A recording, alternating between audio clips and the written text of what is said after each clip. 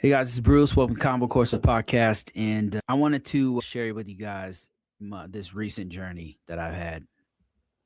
And so I got a job. It's a good position. But what's amazing is how many AI positions, how much AI had an impact on this journey.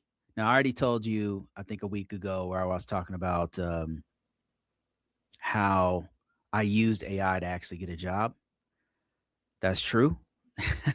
I used it to modify my resume to make it better, to find gaps, do gap analysis in my resume, even find jobs, like go on the internet and find jobs. But there's another aspect to it.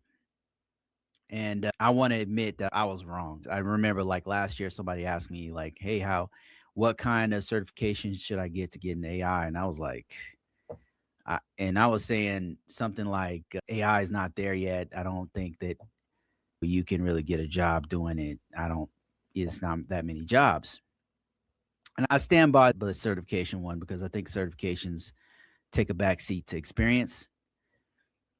But what I've noticed in this recent, very long job hunting process is that a lot of the people who reached out to me had AI enabled systems, AI native systems, AI native networks, and or we're thinking about integrating AI into their solution for business or for mission or whatever. And that would come up in the interviews, that would come up in the screening, that would come up in their job description. It just kept coming up. And I just realized how important it's gotten. It's super important to learn it. And it got me thinking like it's time to like really focus on it. 2 years ago, I focused on I don't know 2024. I started thinking about cloud. I was like, man, I got to get deeper into cloud. I'd done some cloud before, but not super deep. And I started getting into. I started to realize how important it was, and it was during same thing. It was during the in between times when I was looking for a job, and I was looking for a job, and then people kept asking me, "Cloud this, cloud that. Do you know this? Do you know that?" And mostly the answer was no. So I realized, man, I got to get more technical. I got to get my hands on some cloud stuff, and I did it. 2 years later, I'm two jobs into being a cloud security guy. And now I'm realizing how important it is to do AI the same way. AI is in the beginning stages of what I saw with cloud, except it's going way faster. It's like exponentially faster. Everybody is implementing it as fast as they can. Most organizations, as I say, many organizations are implementing it as fast as they possibly can. So it got me thinking, like, I really need to, just like I did with cloud, I need to start on my journey to do AI, learn as much as I can, get hands on, do projects. And then, same thing, like, as soon as I know a certain amount, I'll put something out there. I'll write a book. I'll take all my notes and put them into a book, put it out there. I'll do projects and release them. I'll give out free stuff and do paid stuff and all that, coordinate with people who are already in that field. I need to do the same thing with AI. And I want to take you guys on that journey with me so we can learn together, right? We can do things together and build this thing up. And we have the added benefit of having a security background or whatever your background is. I think it enhances. One thing I've noticed is that whatever your background is, it enhances your whatever you're going to do in AI because it's give you an example. If you're a program manager, there's AI can actually support that. So in cybersecurity, it's the same thing. Like I've noticed because I have a background in cyber, it really it's helped me to get people notice me. And that's how I was able to get all these opportunities for AI because they noticed my background and they're like, well, this guy might be a good addition to this thing we're doing. So that's what I think that we got to do. We've got to we're on step zero. where we're going to figure out what are the steps. What do we need to know? What certifications, what tools, what things can we do now to start learning? We're on step 0. We know it's important. Now we got to plan it out. That's where we're at. So in the next couple years, maybe some of us start landing jobs in that field. Or I can start putting out stuff to pull more people in with me. And I'll tell you guys, I'm pretty frank, pretty straightforward about what happens. If something doesn't work, I'm going to tell you, like the whole DoorDash thing. I told that was real. That really happened. So I'm not afraid to say what's the facts, and even if it's at my own expense. And that's the kind of journey that I just want to be honest about it. Hey guys, how you doing? SS, how you doing? Larry, how you doing? I want to finish up what I learned on this. I can pass this along to you. So what I learned. So companies were contacting me and wanting to know if I had certain skills. Cloud was a really important one. So that was a really smart move for me to start going that route. Because a lot of the AI tools, a lot of the AI infrastructure is built on cloud, specifically on things like Kubernetes. So they asked me about things like that. What's my background doing that? They wanted to know that I had experience in the command line. They wanted to know if I had experience with scripting, specifically one that kept coming up is Python. They asked me about there's some tools that they would ask about, and then I noticed there's a spectrum, right? And not all, just like with cyber, there's not everything is in the same bucket. You have your firewall guy who just knows firewalls. You got your SOC analyst person who's real deep into that. You got your compliance people who are deep into that. And there's some overlap where they have to know each other's stuff a little bit, but there's like stovepipes where you go really deep in one thing, and AI is the same. You got machine learning people. You've got infrastructure AI people, just to name 2, but they've got all the spectrum of different people. And then the questions that they ask on the interviews, on the opportunities they got sent to me, screening, the questions varied based off of where I was, where they wanted me to be. Like there were some machine learning ones. I didn't get many of those because I usually don't apply. I won't even acknowledge those. Hey, security expert, how you doing, man? Machine learning, they want you to do like PyTorch. And man, what's another one? Foundry. There's some machine learning tools that are used quite a bit. They want you to have a background in data science, just a bunch of stuff that I have very little experience in. So that stuff, that kind of is off the deep end of what I'm targeting. The stuff that interested me was infrastructure stuff. Like when they would ask me cloud, like what's my experience in a cloud native environment that was AI enabled, that kind of stuff I think I could do because my background is so well rounded. That would be a real good target, an easy target for me to focus in on and say, okay, this is what I want to do. And those guys pay a lot, man. That's another thing I noticed. Like it pays right now. I don't know if it'll change. I'm sure it will, just like all things. But right now, it pays a lot, man. It pays a lot. So some of the offers I was getting were pretty damn good. And there's gaps in what I have skills in because I'm just messing around with it. I just don't have the skill set that they wanted. But the thing is, I'm about 8 months away from getting those skills. And I think that a lot of you guys are too. So I got calls from all different industries, from healthcare industries that are doing this to telecom industry to, of course, federal government, manufacturing. I got all kinds of interests across the spectrum. All of them are integrating as much AI as possible. I don't know. I still am not on board with the whole job. They're going to take, it's taking all jobs. I personally am not seeing it, but I'm in cybersecurity, so it's different for me. It's probably different for if you're a DevOps or a software engineer or something. I'm sure it's working in Google or something. Maybe that's, but in cybersecurity, I'm not. I'm just not seeing it. In the last couple jobs I've seen, like I do see it. We already have a gap in cyber. They don't normally hire enough people, right? Ask any cybersecurity guy. They don't normally hire enough people. So AI is exciting because it's going to close how much work we are. They'll hire as little AI cybersecurity people as possible, and then they just dump a bunch of work on you. And that's how it's been in the last 5, 6 jobs I've had. It's just how it's been. They don't like to hire a lot of us. And having those tools that'll automate some of the stuff that we have to do is great. Is going to be great. I'm excited for that.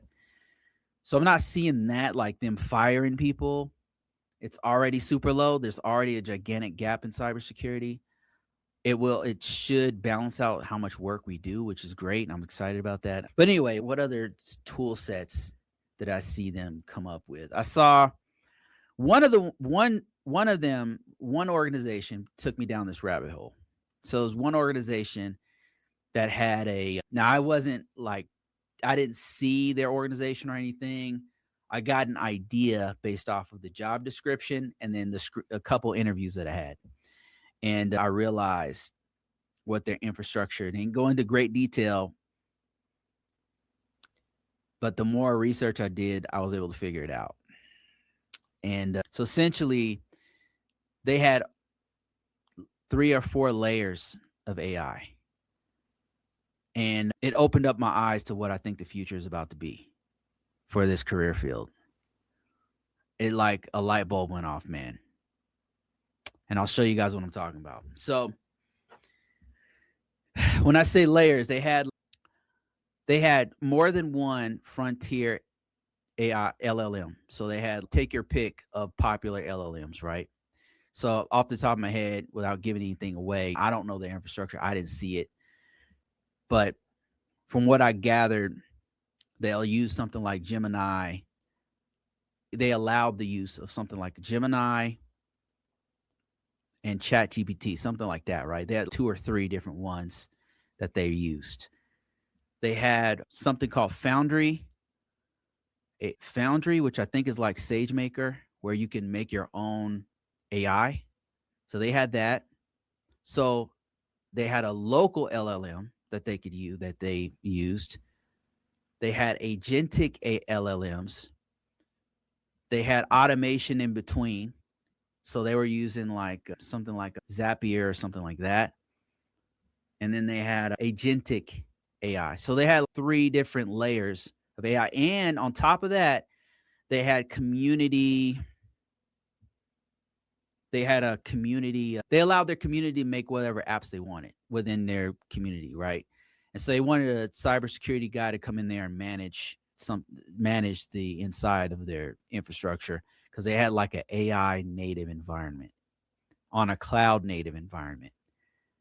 So they had a cloud, and they just had AI all integrated in every part of what they did. And the reason why a light bulb went off is because they asked me if I knew these tools. They named a bunch of tools and said, hey, and the reason my name came up, and they called me and I had 2 interviews with them. The reason why my name came up is because I knew the specific tool, or one of a family of tools that I knew, that I have experience with, called Palo Alto Prisma, which is a scanning tool. What they wanted, and this is going to make sense in a second here. What they wanted was, let me see if I can show you guys, was this Palo Alto Prisma AIRS. What is this? Here's the rabbit hole right here. So I'm like, what is that? I know what Prisma Cloud is. Now I've experienced with Prisma Networks, Prisma this, Prisma that, but this I never heard of. So I started doing research on it. And this is a tool that only came out like last year, beginning of last year, I think it was. And it is like a AI firewall, for lack of a better explanation because it does a lot. It will determine, let me see if I can go to their website here. So it does a discovery, right? Just like a regular scanner, it'll do a discovery on your entire environment looking for AI infrastructure, platforms, and data. So it's going to determine if you have different AI models.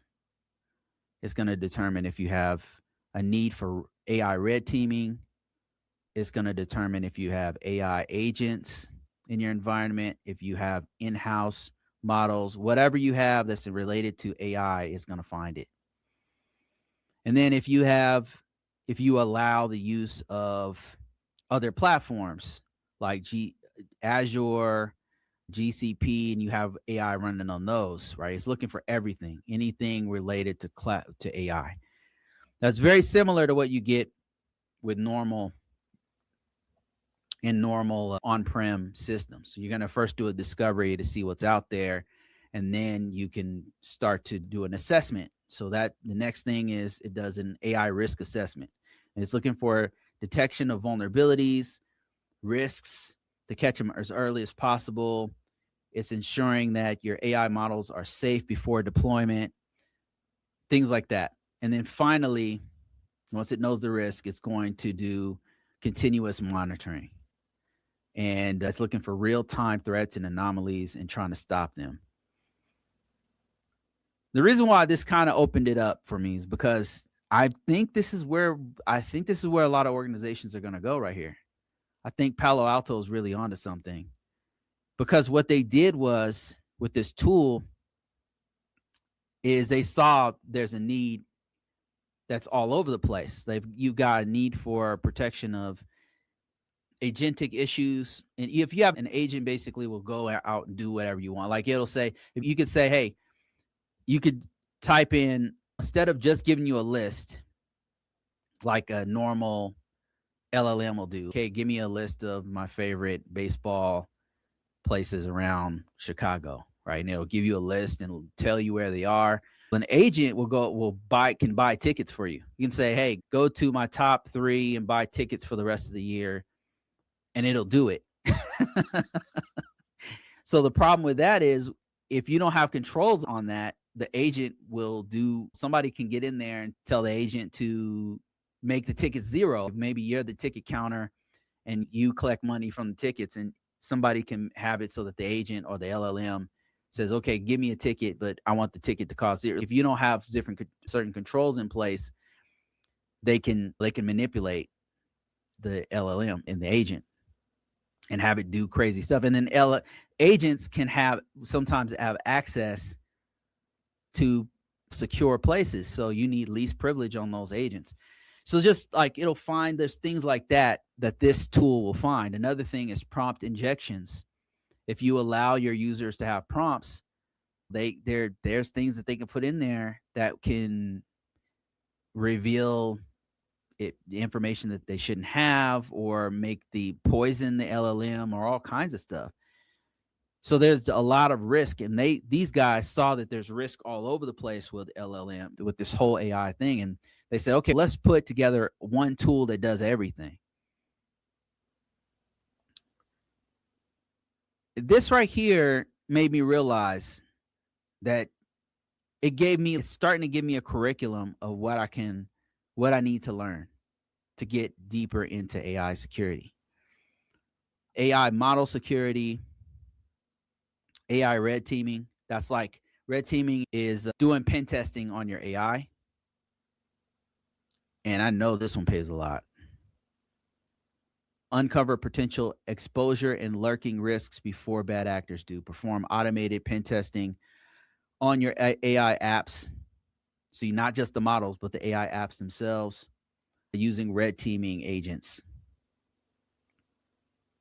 So it has an agent that'll hack your stuff on a periodic basis. AI posture management.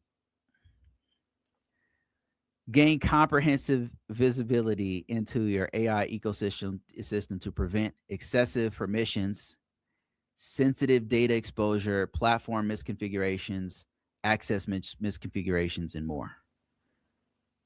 They took one tool and they put everything, all the main things into this one tool. And this right here is amazing. This right here is, it just opened up my eyes to like, okay, this is the direction I'm supposed to go in right here. This is it.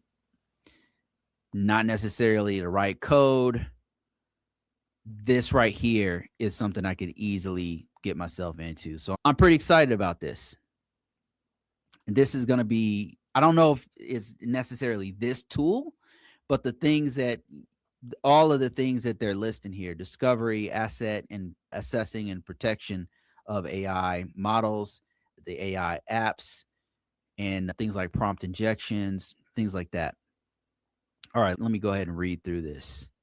Starting the journey, like starting immediately. I'm still growing in cloud stuff. I'm still going deeper into it, but I'm going to add some things into that. SS says, I'm going to do the same thing. You motivated me to get into cloud, and I see every job description has cloud and want some AI experience. Currently working in AWS, working on the AWS, then jumping heavy into AI. And this is the same path that I'm taking, SS. I want to finish up on AWS. I'm not done with my cloud journey yet. I'm going a little bit deeper into it, learning more about management of different architectures for people migrating from on-prem to cloud, and different concepts with that. And maybe even have to do it with this new job. I might have to do it on a different platform as well, but I'm okay with that. I embrace that. The more I can learn, the better. And so, yeah. And then I'm slowly trickling in as much as much AI on the side as I can. But my main thing right now is still cloud security. I'm still getting smarter and smarter on that, and getting jobs and stuff and work and getting the experience. Because cloud AI is built on top of cloud. So Brandon says, I'm supporting the Army and working on an AI system now. And man, they are definitely moving fast to bring lots of things: vector databases, MCP servers. Yeah, this is exactly what I'm seeing, that they're going really fast. This is the fastest I've ever seen anything. They're trying to, and I think that it's because the market is moving fast. The market is moving really fast. So because there's a national incentive to go as quickly as possible, and there's like an AI race, an AI space race. It's like the same thing in space race. They're trying to beat China or something. And so they're trying to go as fast as possible. And it probably has something to do with that executive order that the administration signed to take all limits off of the use of AI and just go as fast as we can. And there's good and bad with that. And I understand the direct why. I don't know that it's the wisest choice, but humanity doesn't always do things that are wise, looking at history. But that is an attribute to, that's the same thing I'm seeing too. They're going as fast as possible, and they're integrating it as quickly as possible in every aspect. Coming up with things. They're like sitting around, okay, what can we do to add it to here and to there and everything. And I have to admit, it would make things a lot easier. If you're doing a slide deck for your boss and you happen to have Copilot there to help you, that would be extremely helpful, right? You can just crank out some slides, and that's one less thing that you have to do for your day, and you can move on to doing risk analysis on some scans. And then you can use that. You can use AI to help you with that. Here's some scans right here. Do you see anything? Here's what I'm seeing in the report. Do you see anything? You could do things like that, and it will help you to get deeper into it. So I embrace it. Like I know that there's a risk involved with this, and I understand, but I don't know that we can. It's like we learned fire. Like, you're not going to unlearn fire. It's the genie's not going back in the bottle. It's and it's gonna. We just have. I think that we got to make the best of what we have, and that's where my headspace is at. We got to adjust to it and make the best out of it, because it's not going to stop. For us to sit here and say, "Oh, AI is bad, AI is evil, AI is," I think what we need to do is sit down, and that's our job as cybersecurity people, is assess the risk. What is the risk to my organization? What is the risk to my family? What is the risk to our mission? That is our job, to look at the risk and try to manage it as best as possible.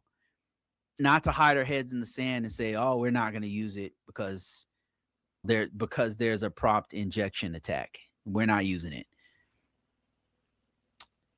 Okay, let me see.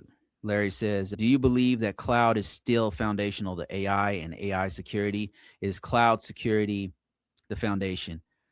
Yes, and the reason why is because cloud, and there's different iterations of cloud, right? It doesn't have cloud doesn't have to AI doesn't have to be on the cloud. Like, you can have a local cloud instant, a local AI instance. I'm mixing the two terms up.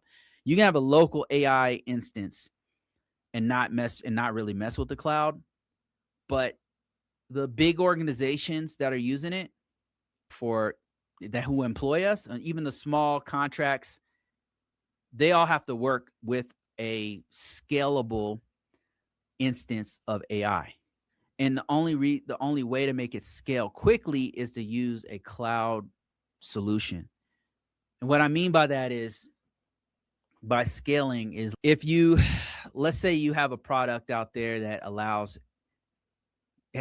users to, you have a server and it allows users to get on there, and it uses and has an agent that will answer any of their questions about car parts, and you work for AutoZone, and you allow your users to get on there and ask any question about parts or whatever stuff you have in your inventory, right? If you have a burst of people getting on AutoZone and 100,000 people from all over the United States and Canada asking about these car parts, you have to be able to scale, meaning your system has to accommodate all of those new people who are asking the questions. And maybe when people get off work on Friday for whatever reason, during the Super Bowl, whatever, it has an explosion of 1 million one day. Cloud allows your system to quickly, automatically add new instances that can handle all of those requests for prompts or questions or whatever. So the reason why it's important that we know cloud is because AI is built on cloud in order for it to scale. But there are instances, like, I'm sure, like, important organizations like the government are going to have local instances that are not accessible to the public. And those don't necessarily need to be on the cloud. You could have a server in the back room that has a pretty robust version of Llama on it or whatever. And you don't need to, you can protect it right there. And so you don't really need to have knowledge of Azure or whatever. But I think that if you're going to do this, like we're doing it, like working for the government or working for, I don't know, Amazon or Meta, or a company who works for them has a contract, or you have a company that has a contract with them, we're going to have to know how they're doing this stuff, like how all this stuff works with the cloud. So yeah, there's a portion of it, a large portion of it, to do what it does is built on cloud. So it's foundational. It just keeps coming up. And once you start to learn it and realize that if you're working on putting this on an enterprise, you're going to put it on the cloud. So I would say yes. But to learn the cloud by itself, you could learn cloud by itself. The concepts like neural networks and how they work and all of that stuff, you can do a bunch of stuff locally that you don't really need to mess with the cloud. SS says, I believe cloud is foundational of AI. It has to be stored somewhere. And he says, AWS has so many services, making it easy for us to learn. Yes, yeah, absolutely. Hey, security expert, how you doing, man? Let me see if I wonder if I can get, man, I don't want to risk it. Thinking about having TikTok on here. Every now and then I try to get TikTok on here. It just jacks my whole system up, man. Let me see if I can, let me just bear with me here real quick, guys. Let me see if I can add them on here. I get so many people jumping on TikTok following me.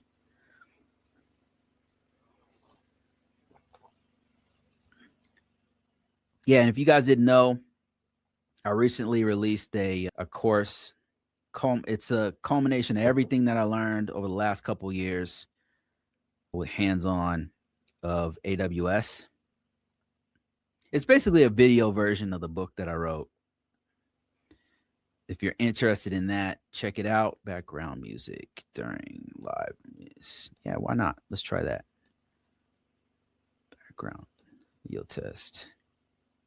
Doing an audio test here on TikTok. Sometimes I'll start the TikTok streaming before I do this. Okay, let's see here. Let's not do background music. Let's do a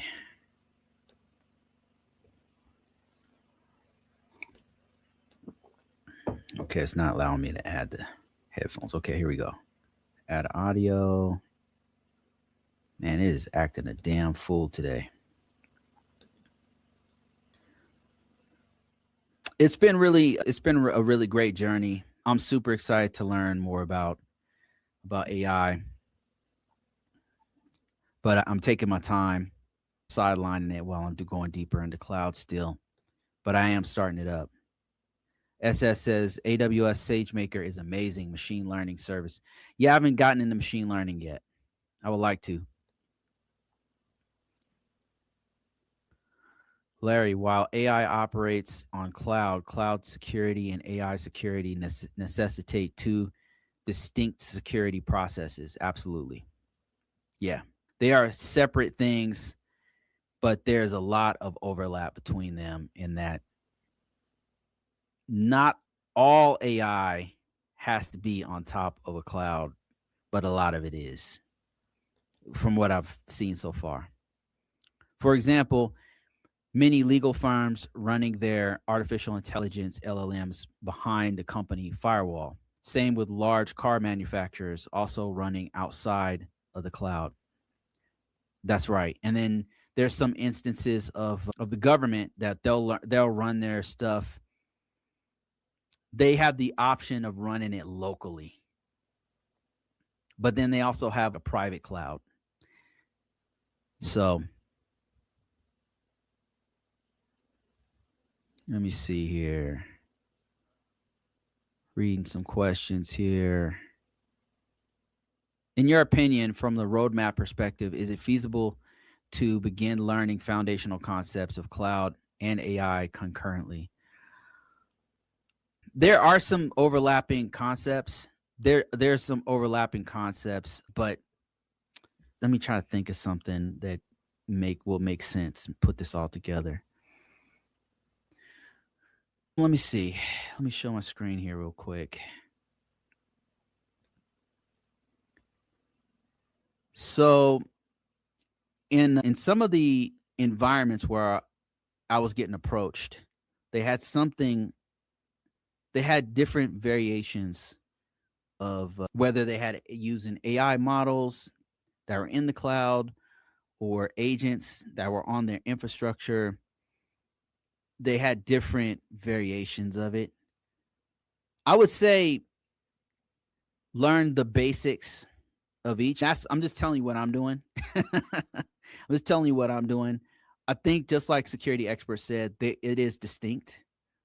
There are specific things that each one of these things has that you don't see on the other one. And just let me see if I can give you an example. Yeah, AI red teaming. So this is one of the things that what they do with AI red teaming is they'll try to trick the AI into breaking its terms of service. They'll try to get it to say things that it shouldn't say, like secret information or personally identifiable information. They'll try to get it to reveal those types of things. You don't see that in cloud. That's not even a thing. That's not a thing in cloud. That's not even, it's a completely different thing.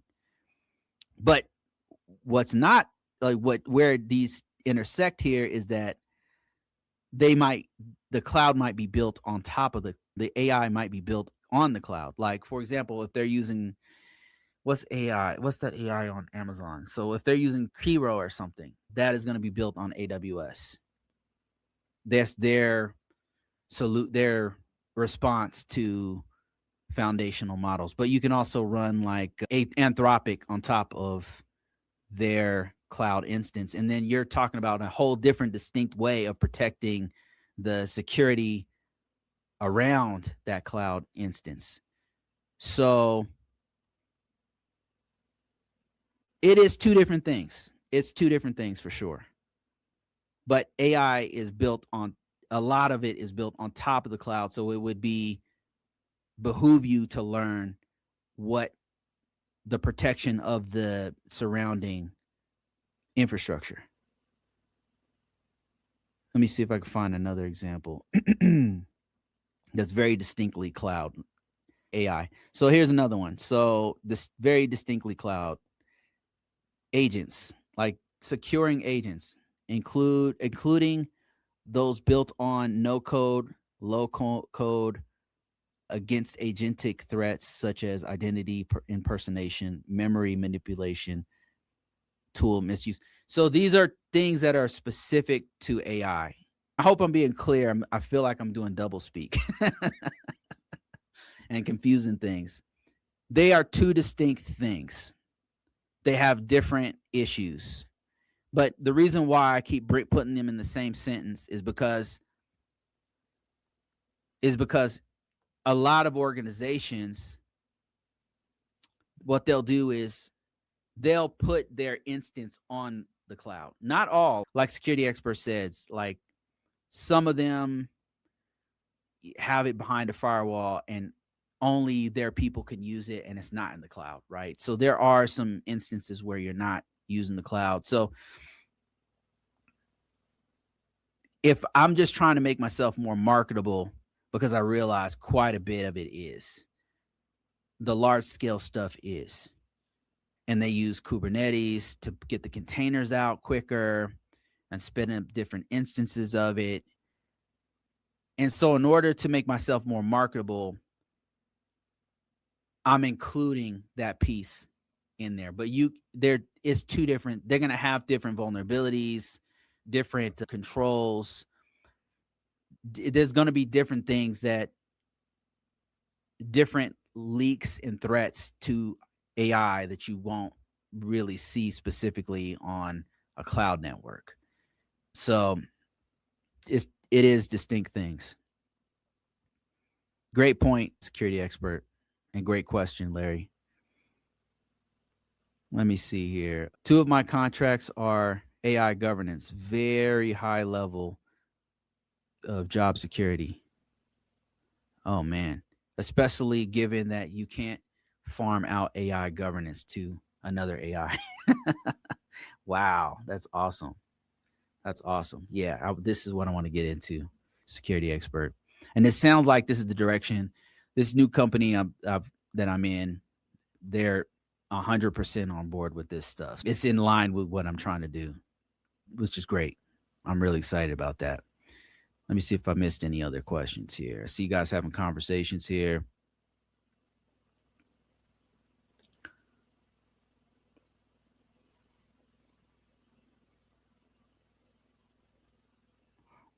While AI operates in the cloud, yeah, they're two distinct security processes. And maybe that's a great question. I would like to expand on that and put something together that have it make more sense. Let me see here. More questions, more comments.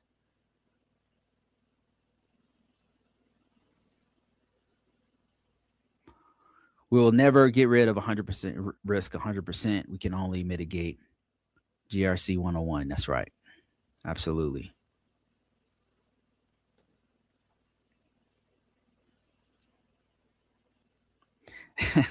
I passed my AWS CCP with that book. Thanks, Bruce. Yeah, appreciate you, man. Thanks for the shout out a few times that you, and I'm glad that that book helped. I got more stuff coming out. Hopefully, this journey with AI will be equally helpful.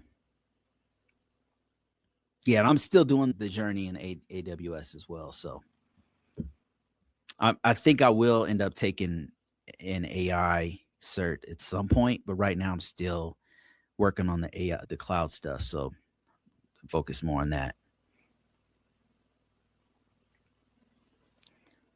Let me see if I have any more questions.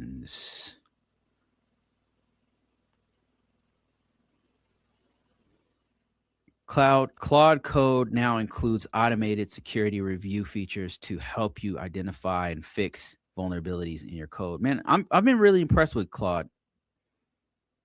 I've been really impressed with some of the stuff that they do.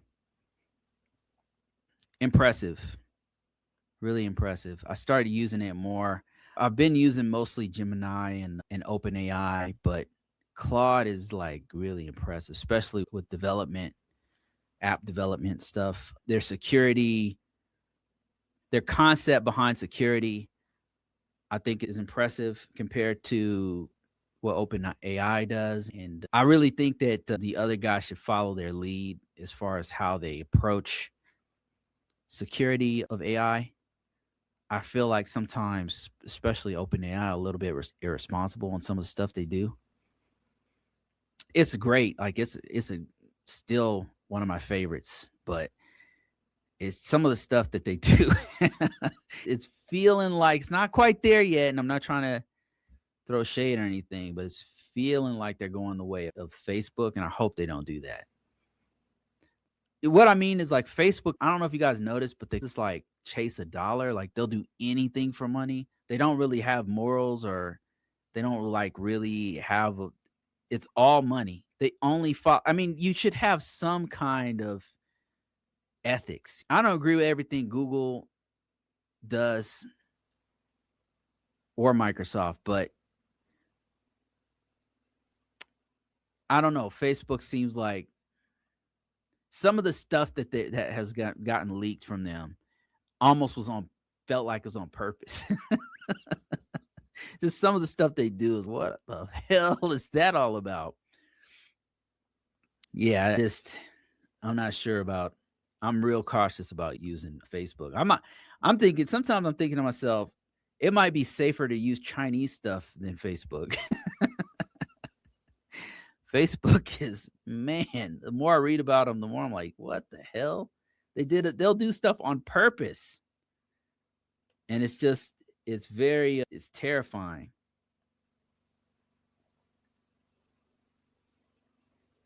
And to this day, they still do some of that stuff, and it's down. A new administration gets in, they just start kissing their ass immediately. Oh man, Facebook, man, I don't know. Just something I noticed. Just let me see if TikTok will work. It might be too late. Yeah, maybe it's too late for Facebook for TikTok.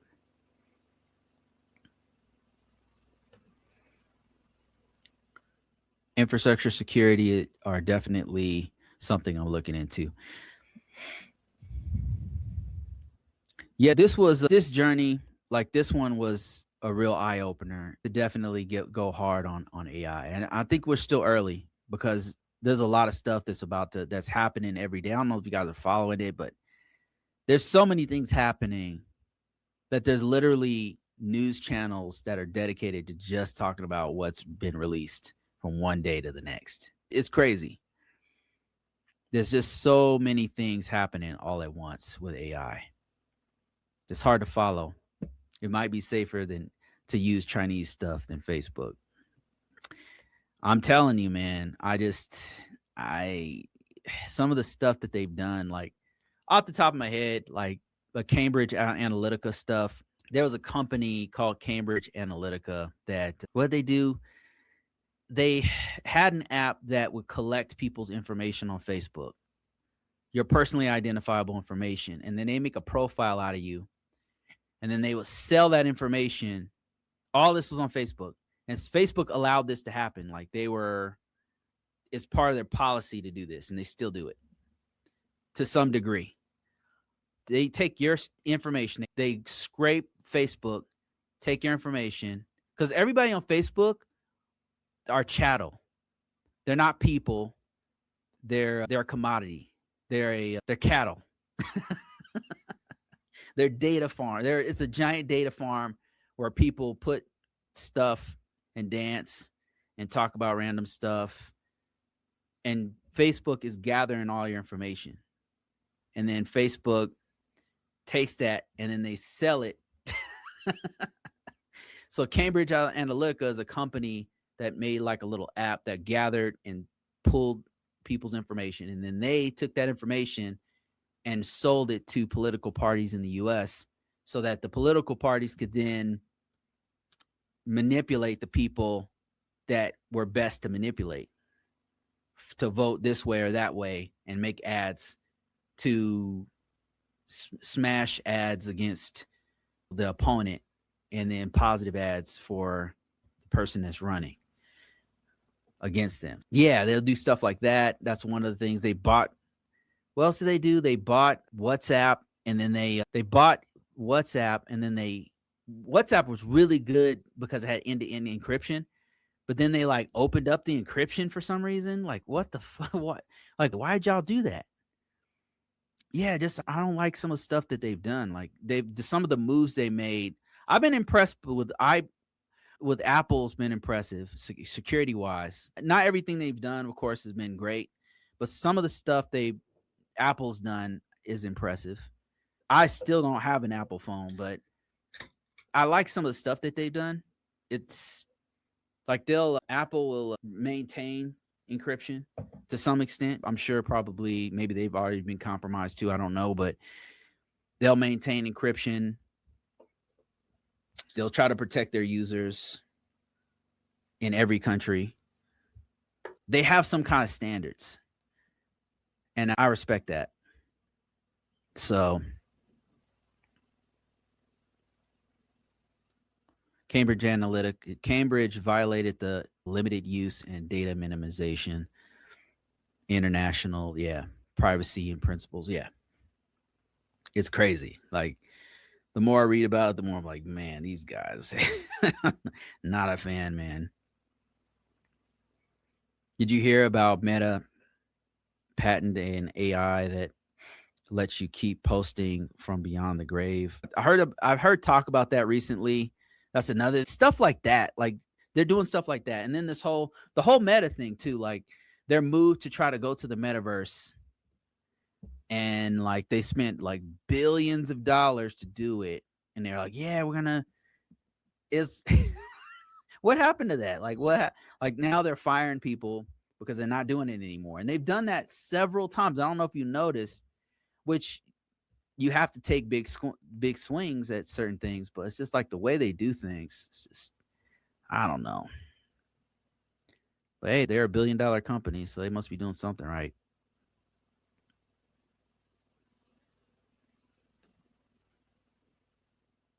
Thoughts on major chip manufacturers partnering with major AI companies, AMD and NVIDIA, with entities like Meta, Siemens, Amazon, Broadcom.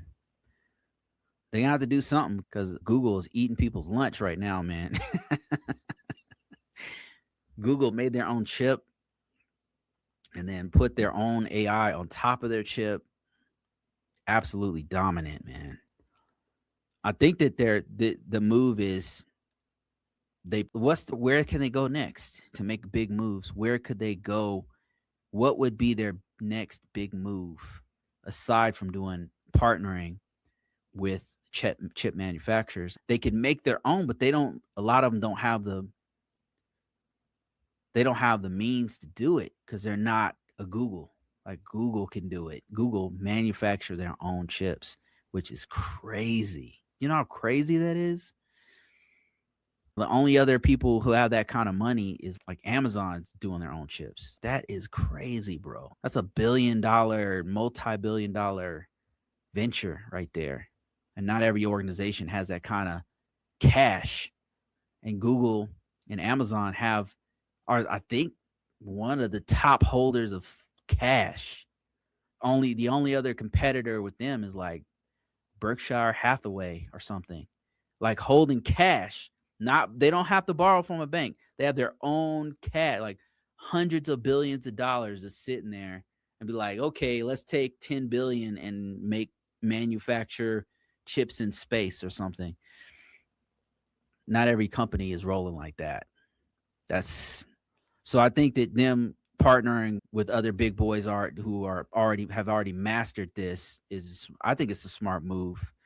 Will it make some kind of monopoly? Yeah, the way things are going these days. The way things are going, man. I don't know. I don't know which direction it's going, but it's a very good documentary that's done about Cambridge Analytica and its political influence, The Great Hack on Netflix. Yeah, yeah. I think that's the one I saw. It's one of the ones I saw. I got obsessed with Cambridge Analytica for some time. And the more I knew about how it went, the more I was like, damn. It's a disaster. It's such a disaster. I'm just surprised more people weren't mad about it. Google owns the whole stack. Yeah, they own their entire stack, man. Think about that. Man, Google has been one step ahead of everybody. They've been one step ahead of everybody. It's been absolutely impressive. One could argue that this whole thing started from them, because DeepMind was the ones who started all this. And I believe they're the ones who started the research for the chat model, the LLM we have today, the transformer model of AI. They're the ones who started all this. It was just another company that had the killer app. AI was the ones who had the killer app first, but it started from Google. Yeah. They've been impressive, man. Attention is all you need. Yeah, the paper called Attention is All You Need from Google researchers. And that transformer model is the one that's being used by everyone. There's a couple of other innovations that are out there that might have some potential from China and from in Europe maybe, but Google already has another version that's better than the current model that they're messing around with. It's crazy. I just wonder where this is all going to turn out. It's exciting and it's terrifying at the same time. It's an amazing time to be around. It's terrifying, but it's like being inside of a sci-fi show that you don't know what's going to happen next. This could go way more dystopian or the other way. I imagine it'll be somewhere in the middle. Right? What do you guys think? Do you guys think we're going to a dystopian nightmare from all of this? Like where do you see us going here? I'm curious to know your opinion about it. Are we going to a dystopia? Give me your elevator pitch on where we're going and a brief synopsis on why. I want to know. Like being inside of a matrix. So SS thinks we're inside of a matrix. We're inside the matrix. Oh, we're going to be put inside of a matrix, be made batteries. Is that what you mean? I want to know, Larry, what's your take? What are we going down a dark path with this AI thing? Or do you think it's going to lead to a utopia? Have you seen the Chinese martial arts videos? Oh, man, yeah.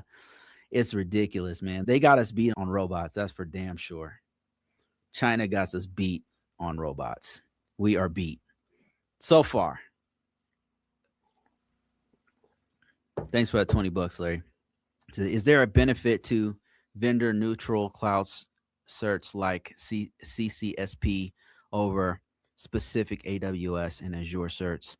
Seems like there is a multitude of directions to take your pursuits and study. I would say the CCSP is a great certification from the IC2 Squared. I'd say that's a great certification.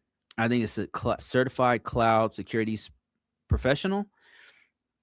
Yeah, that one is up there. I would say that if you are going for a neutral certification, that'd be the one to get, because that one's no joke. I remember at Verizon, that was one of the main certs that we would get to be a cloud security risk analyst. They'd send us out, but they'd only send out people who had either that cert, and then there was an AWS cert you could take or an Azure cert you could take. And I think it was the architect. There was the architect one, and then there's an associate one with Azure, and then there's one in Google. We could take one of those or the CCSP, and I don't think you can go wrong if you take the CCSP. And the reason why I say that is because the marketability of that certification, it means you're no joke if you can get that one. And it's from ISC2 Squared. It's a highly sought after certification. If you're going to get any kind of neutral certification from the cloud, and I would say that would be the one to get. That one is no joke. And I don't think that's an entry level certification either. Let me see. Let's go check out Handy Dandy. It's a good position. Oops. Let me check out. Let's see what Jeremy says. Paul Jeremy. Let me see if we can. Let's see here.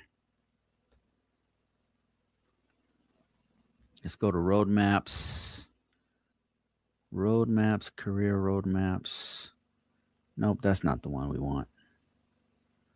We want security certification roadmap. Okay. Let's see. Let's look for cloud certifications. Right, here we go. This line right here is all cloud certifications. Starting at the bottom here with, I wish I could make this bigger, but this first one at the bottom is the CompTIA Cloud Essentials, which is a cloud neutral certification. But I would say that's basement level. Cloud Essentials basement level. And then you move up from the basement to the ground floor, which would be the certification I have. The AWS Certified Cloud Practitioner is the entry level, beginner level certification. And then we move up, they put above that, still in the beginner, but a little bit higher, is another cloud neutral certification, which is let me make this whole screen here. Give me a second. Bear with me. Yeah, there's that one right there, which is the CompTIA Cloud Plus. Can't go wrong with Cloud Plus. But you'll notice the CCSP is, I want to say, let me see, where is it? Did he put it on here? Oh, he had to put it. He couldn't have missed that one. Yeah, look at that. This is an intermediate to expert level certification. This one's no joke, Larry. Like, this one would be worth your time. I don't know the prerequisites on this one. You know what I mean? I don't know if this one is, if you have to have 3-4 years with it, but you can see it's up there. It's no joke. Let me see if they put it as an equivalent of a professional level of an AWS professional cert. It looks like they did. Certified security specialist. They put it above the certified security specialist, AWS certified security specialist. So that is impressive. This is the one that Professor Black Ops told me to get right here, but I'm building to this one. There's no way I could pass this if I took this right now. There's no freaking way, man. I'm working on it, though. I'm working on it. And they put it way above the solutions architect, which is not an easy cert for beginners, by the way. But yeah, it's no joke. That one right there is no joke. And one of the problems that I have with vendor level certs is that they can, any moment, they could just change their mind and be like, hey, we're gonna depreciate this one. We're gonna decommission this one and replace it with something else with a whole different name. And look at this. Security expert says 70% as difficult as the CISSP. Oh my God. That is terrifying. It's not entry level. Looks like it's not. Yeah. Oh man. He says if you have a CISSP, you have a 50% of the knowledge needed to pass the C. Oh, that's good to know. Damn. That's a hard cert right there. I think, Larry, you want to start, if you're thinking about doing it, like learn the fundamentals first. That's what I'm doing. I'm learning the fundamentals first. I'm down here. Just to let you know, I'm down here. Azure 900 and CCP. I'm working my way up. I don't even know if I'll ever want to get up here. I'm not sure. The one that I've really been flirting with is the one Professor Black Ops told me to get, which is the security specialist. But I just seeing what the AWS solution architect is makes me realize I'm definitely not ready for the certified security specialist, and for sure not ready for the certified cloud security professional. Yeah, I'm not. I would have to study many months for this. I'm just not ready for it. I don't feel like I'm ready for it. And I want to understand the knowledge. I don't want to just go in there and pass the test. I want to actually absorb it and understand it. So I'll get there. I just need to keep working towards it. And we'll get there one of these days. For sure. And I actually had some questions for you guys. Security expert, did you mentioned one time something about an AWS, an AI certification? Would you are there any that you would recommend? Since your organization is moving in that direction, is there any curriculum that you would recommend? And I'm not seeing, he needs to update this because I'm not seeing it. I'm not seeing any AI stuff on here. It's fairly new, so I don't fault him for that. But I'm not seeing any kind of AI certs. And he says, if you want to get into artificial intelligence, AI governance, then the AIGP hands down. Okay, good to know. Let me look at that one. AIGP certification. Okay, let's take a look.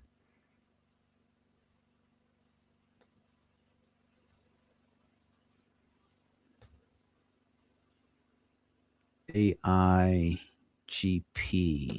certified for governance. Okay. AIAP. Oh, free study guide. Nice. If you are pursuing artificial intelligence governance professional certification, you will need to ensure you are prepared, and that's why you should obtain your free copy of. Okay, I'm going to check this out. Interesting. Thank you for that. Appreciate that. I heard that somebody mentioned to me that there was a free, I don't know if it's still free. I don't think so anymore, but CompTIA was testing out. You know how they do like tests?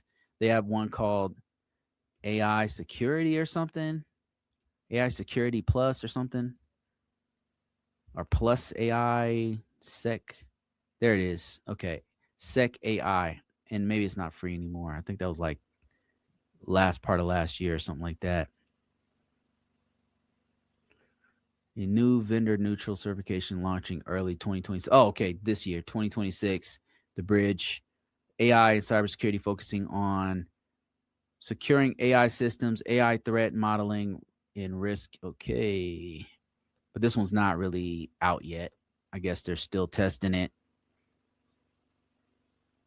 Interesting. Wonder if it's still free. It was free for a minute.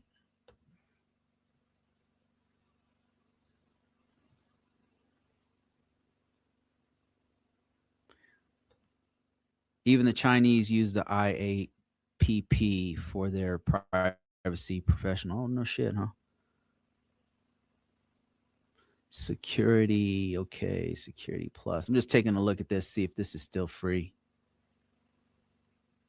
Sec AI Plus, the first certification in your expansion series designed to help you secure, govern, and responsibly integrate artificial intelligence into cybersecurity operations. You'll build skills. I'm not gonna take this cert, guys. I'm just looking around. I'm just window shopping right now. I gotta finish my cloud journey. I am messing around with AI.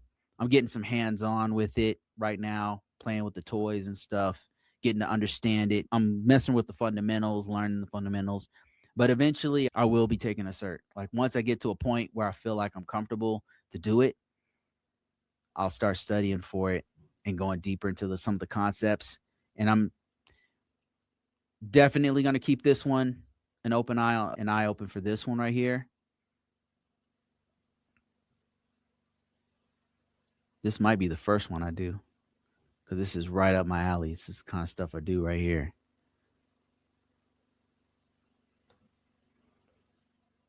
IAPP is the worldwide standard for EU, Chinese, North American lawyers for privacy. No shit. Wow. So this would open up a whole new division right here. This whole area that haven't been exposed to yet. Any legal organization that claims to have privacy professionals on board must have an IAPP certified lawyer on board. No shit. Wow. Let me see what other certifications they have. Hey, governance. Okay, they got several different kinds here. Privacy technologies.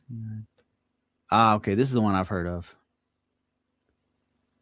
Certified Information Privacy Professional, CIPP. This is the big one right here. I've heard of this one many times. They throw this around. And actually, a couple of jobs that I was applied to, they wanted you to have this one right here. Certified Information Privacy Professional. And there it is right there. Asia, Canada, China, Europe, US. So this is the big one, huh? For AI. I will keep that in mind. All right, guys, that's it for this one. I've been talking for about an hour. If you guys are interested, harder than the CISSP? What? This one right here? This right here is harder than CISSP? This right here is harder than CISSP, Certified Information Privacy Professional. Or this one? Oh, okay. I won't be taking that then. You can count me out, buddy. All right, guys, I'm out of here. Thank you guys for watching. And just so you know, I do have a new course out there if you're interested in taking the journey that I'm taking, walking this walk of cloud security. It's out there. It's a beginner's guide. It's a video version of the book that I wrote.